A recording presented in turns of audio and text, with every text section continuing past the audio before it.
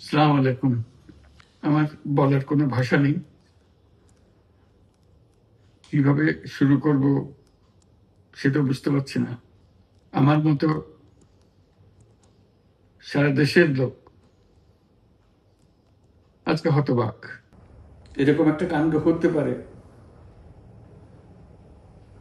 আমরা কেউ কল্পনা করিনি, কারো ধারণার মধ্যে ছিল না।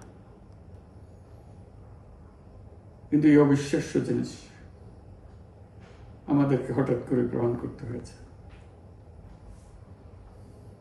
মাইলস্টোন স্কুল অ্যান্ড কলেজের যে দুর্ঘটনা, প্রশিক্ষণ বিমান বিধ্বস্ত হয়ে এই কচি শিশুদের উপরে ঝাঁপিয়ে পড়ল,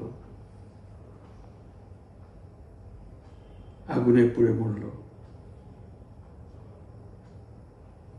মা বাপদের আমরা কি জবাব দেব?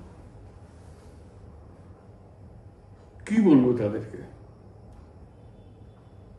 আমরা নিজেদেরকে তো জবাব দিতে পারছি না। অজানা শিশুদের মুখ সবার চোখে ভেসে উঠছে। সারা জাতি হতভম্ব, বাক্রুদ্ধ, শোকাহত বললে খুব কম বলা হবে। এই দুর্ঘটনার রেশ এখনো কাটেনি। এখনো লাশ আসছে হাসপাতালে, এখনো হাসপাতালে মারা যাচ্ছে। মা বাবা এখনো খোঁজ নিচ্ছে আমার সন্তান কোথায়, তাকে আর কোনোদিন চেনা যাবে কিনা। যাদের লাশ দেখছি তার মধ্যে আমার সন্তান আছে কিনা পৃথক করার তো কোনো উপায় নেই। এরা আমাদের সবারই সন্তান, হঠাৎ করে চিরদিনের জন্য চলে গেল। আমরা অবশ্যই তদন্ত করব, তদন্ততে তারা ফিরে আসবে না। আমরা চিকিৎসার ব্যবস্থা করছি, সবাই ঝাঁপিয়ে পড়েছে। সকল হাসপাতাল, সকল মানুষ ছুটে আসছে। আমরা সবার কাছে অনুরোধ করছি, হাসপাতালে ভিড় করবেন না, কারণ যারা আহত তাদের জন্য এটা ভালো না। তারা তাদের শরীরে রোগ প্রতিরোধের শক্তি নেই। আমরা ভিড়ে থাকলে আমাদের শরীর থেকে কি রোগ তাদের মধ্যে ছড়িয়ে পড়বে তা বলা মুশকিল। কাজে দূরে থেকে দোয়া করেন সবাই। আমরা বাবা মা আত্মীয় স্বজন সবার কাছে আমাদের সহানুভূতি জানাচ্ছি। বাংলাদেশের যত সন্তান আছে সবাই আপনাদের সন্তান। আমরা নিজেদের মনকে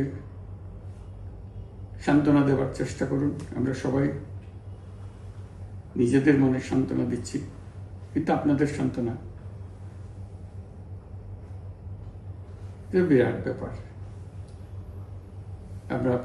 আমরা সবাই আপনাদের সঙ্গে আছি, জাতির সমস্ত লোক আপনাদের সঙ্গে আছে।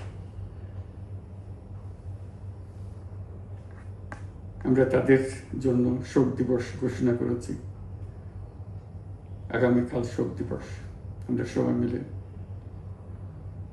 তাদের কথা স্মরণ করব, তাদের আত্মার শান্তি কামনা করব।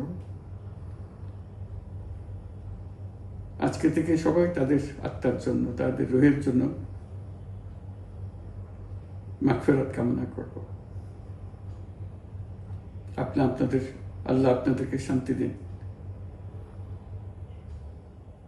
আমাদের জাতির সবাইকে, যারা এই দুর্ঘটনায় বিধ্বস্ত, সবাইকে আল্লাহ শান্তি দেন। তাদের জন্য দেশবাসী সবাই আমরা দোয়া করছি। আল্লাহ এই শিশুদের জান্নাতবাসী করে। খুদা হাফেজ।